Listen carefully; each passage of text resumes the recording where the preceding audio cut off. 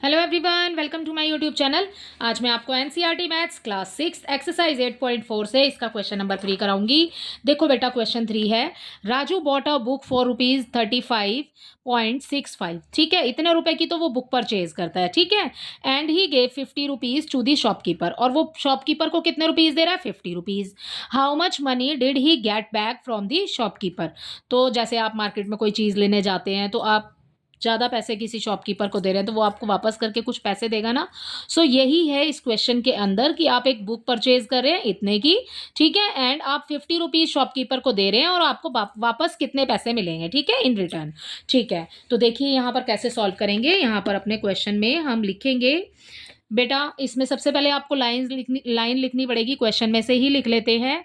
Raju bought a book for ₹35.65। ठीक है, he gave ₹50 to the shopkeeper.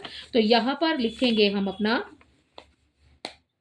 वो कितने पैसे दे रहा है? पैसे ही दे रहा है ना, money given to the shopkeeper. तो यहाँ पर हम लिख लेंगे money given to the shopkeeper. Okay, is equal to ₹50। ठीक है, and he bought book from rupees he bought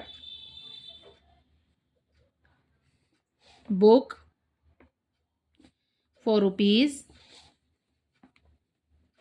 35.65। ठीक है, इतने रुपए की वो बुक परचेज कर रहा है। ठीक है, how much money did he get back.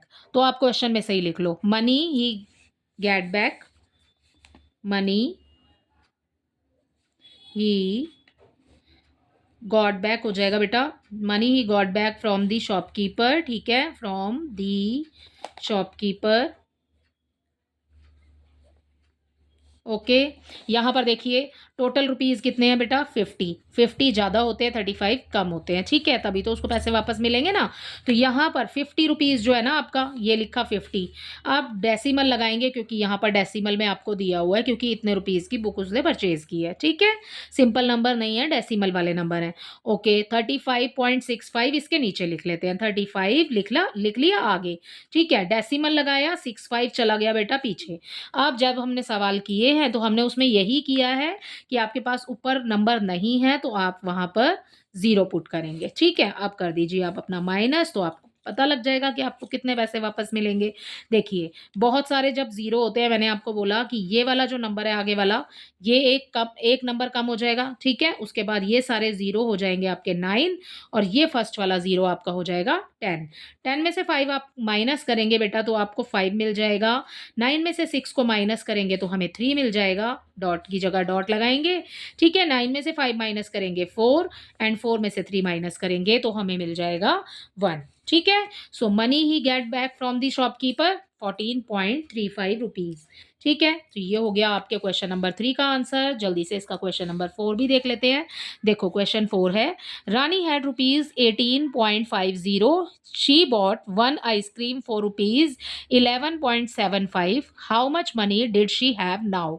अब रानी ने आइसक्रीम ली। ठीक है, रानी के पास में टोटल कितना अमाउंट है? 18.50। ठीक है, और उसने एक आइसक्रीम ले ली ₹11.75 की। ठीक है, how much money did she have now. उसके पास अब कितने पैसे बचे भाई? एक आइसक्रीम खरीद ली उसने, और अब उसके पास कितने पैसे बचे, ये इस क्वेश्चन में आपको बताना है।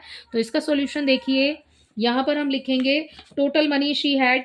ठीक है, तो हम यहाँ लिख लेंगे रानी हैड, क्वेश्चन में से ही लिख रही हूँ बेटा, रानी हैड रुपीज।